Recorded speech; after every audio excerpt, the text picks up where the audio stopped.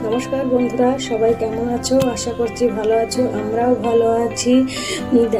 আবার নিয়ে চলেছি নতুন একটা রান্না, একদম সিম্পল সাদাসিধে।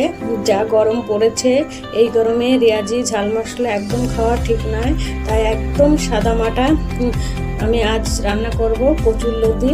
দেখো, তার জন্য এখানে নিয়ে নিয়েছি কচুরলতি ও কয়েকটা রসুন কুচি, চিংড়ি মাছ আর গোটা কাঁচা লঙ্কা। প্রথম তেলে আমি রাঁধুনি ফোড়ন দিয়ে নিয়েছি। চাইলে জিরে ফোড়নও দিতে পারো, কিন্তু রাঁধুনি ফোড়নটা দিয়ে আমার বেশি ভালো লাগে।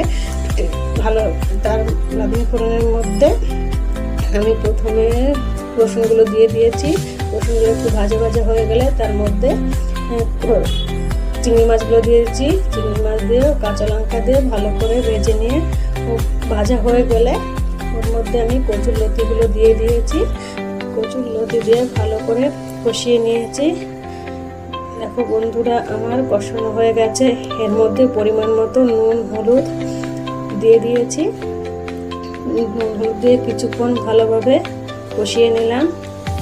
কষিয়ে নেওয়া হয়ে গেছে। দেখো, এবার আমি এর মধ্যে পরিমাণ মতো জল দিয়ে দেব। জল দেওয়ার পর কিছুক্ষণ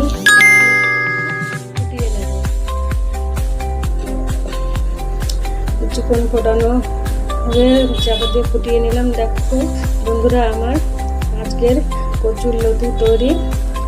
একদম সাদামাটা সিম্পল রান্না, গরম ভাতের সঙ্গে খেতে খুব ভালো লাগে।